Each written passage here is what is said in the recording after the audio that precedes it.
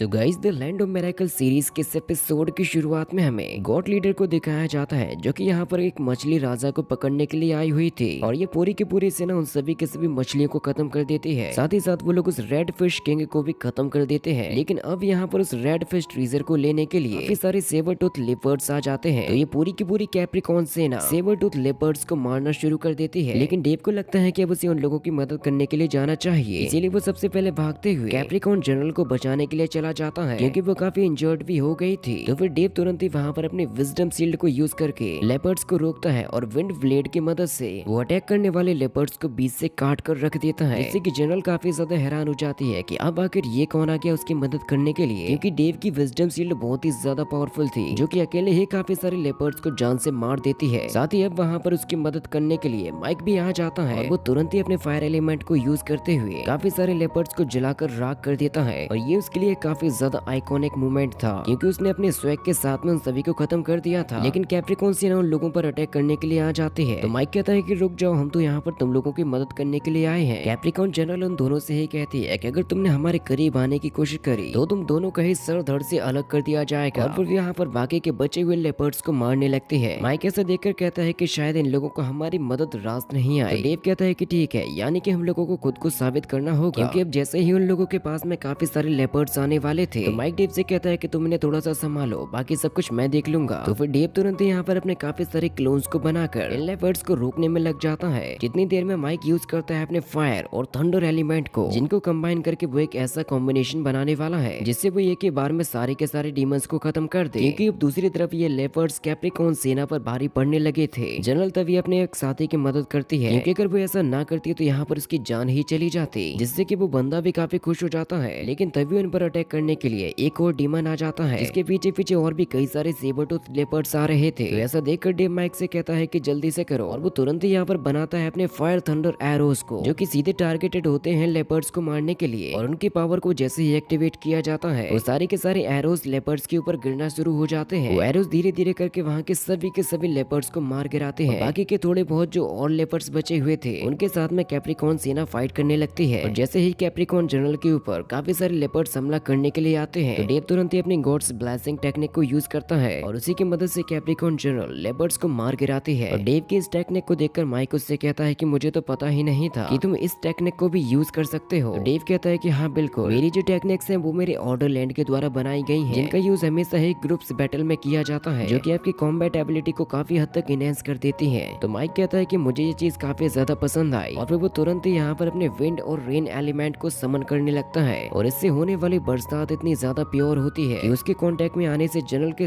सारे घाव अपने आप ही हील हो जाते हैं, जिसको देखकर जनरल काफी ज्यादा इंप्रेस हो चुकी थी। और फिर वो अपनी सेना को ऑर्डर देती है कि बाकी के बचे हुए लेपर्ड्स को भी खत्म कर दो, कोई भी लेपर्ड यहाँ से जिंदा नहीं जाना चाहिए। तो कैप्रिकॉन सेना गुस्से के साथ में जाते हुए अपने भालों का इस्तेमाल करते हुए लेपर्ड्स को चीरते फाड़ते उनको मारते हुए चले जा रहे थे, क्योंकि अब उन लोगों के पास में भी काफी ज्यादा कॉन्फिडेंस आ चुका था लेपर्ड्स को मारने के लिए। और फिर ऐसा देखकर डेव और माइक तुरंत ही कैप्रिकॉन जनरल के पास में चले जाते हैं ताकि वो अब उन लोगों का भरोसा कर सके। लेकिन अभी भी कैप्रिकॉन जनरल को उन लोगों पर भरोसा नहीं होता और उन लोगों के सामने अपने भाले को खड़ा कर देती है। तो माइक डेव से कहता है कि क्या इसी तरीके से ये लोग अपने मेहमानों का सम्मान करते हैं। डेव कहता है कि वो लोग सही कर रहे हैं क्योंकि आंखें बंद करके किसी पर भी भरोसा नहीं किया जाता और हम लोग तो वैसे भी इन लोगों से अनजान है। तो माइक उससे कहता है कि मैंने तो ये नहीं सोचा था कि तुम इतने ज्यादा समझदार हो जाओगी, आखिर तुम्हारे मन में इतनी सारी अच्छी बातें आती कहाँ से हैं। तभी वो गॉड लीडर उन लोगों से कहती है कि जल्दी से मुझे अपने नाम बताओ। तो डेव और माइक दोनों ही उसको अपना नाम बता देते हैं, जिसको सुनकर कैप्रिकॉन जनरल उन दोनों से कहते हैं कि तुम लोग इंसान हो और तुम लोग मैजिक डोमेन और ब्लू डोमेन से आए हो। तो डेव और माइक दोनों ही कहते हैं कि हाँ तुमने तो एकदम सही कहा। इस बात पर जनरल उन लोगों से कहती है कि मेरा नाम है ग्रेट गोल्ड गॉड, और वैसे क्या तुम दोनों लड़के मुझे बता सकते हो कि तुम दोनों ने हमारी मदद क्यों करी, और वो भी ऐसे दुश्मनों से लड़ने में जो कि तुम्हारी जान ले सकते थे। तो डेव कहता है कि हम लोग आगे भी आपकी मदद कर सकते हैं आपके दुश्मनों का सफाया करने के लिए। तो गॉड लीडर उन लोगों से यही कहती है कि अगर तुम लोग हमारी मदद कर रहे हो तो क्या तुम लोग हमारे कोई शुभचिंतक या फिर हमारे साथी हो। माइक कहता है कि हम तुम्हारे साथी बनकर तुम्हारी मदद करेंगे। लेकिन तभी वो लोग देखते हैं कि यहाँ पर जो खतरनाक से लेपर्ड्स बचे हुए थे अब वो सभी के सभी अपने अपनी इविल पावर्स को समन कर लेते हैं, जिससे कि उनकी बॉडी में रेड ऑरा बहने लगा था। और फिर तभी हमें यहाँ पर आते हुए सभी के सभी लेपर्ड्स के सरदार को दिखाया जाता है जो कि असल में होता है एक लेपर्ड विच। गॉड लीडर कहती है कि ये तो खतरनाक सा लेपर्ड विच है। गॉड लीडर डेव और माइक को बताती है कि इस विच की वजह से ये सारे के सारे लेपर्ड श्रापित हो गए और बन गए सारे के सारे इविल लेपर्ड मॉन्स्टर, क्योंकि पहले ही ये ऐसे नहीं होते थे और इस लेपर्ड विच ने ना जाने कितने सारे लेपर्ड्स को इसी तरीके से जादू की मदद से अपना गुलाम बना लिया। ना जाने कितने ही माउंटेन लेपर्ड्स की जिंदगी इसने बर्बाद की है। और लेपर्ड विच को देखकर डेव कहता है कि ये तो 8 लेवल का सेंट मॉन्स्टर है। ये तो बहुत ही ज्यादा बुरी बात है क्योंकि इसी की वजह से इसने सारे लेपर्ड्स को अपने काबू में कर लिया। डेव कहता है कि ये तो एक बनी बनाई साजिश है हमारी सभ्यता को मिटाने की, क्योंकि इस तरीके से तो ये हमें तबाह कर देगा। गॉड लीडर कहती है कि अगर तुम इसको खत्म करने में मेरी मदद करो तब तुम हमेशा के लिए हमारे कैप्रिकॉर्न रेस के दोस्त बन जाओगे, क्योंकि सबसे बड़ा खतरा तो ये हमारे लिए बनकर आया है।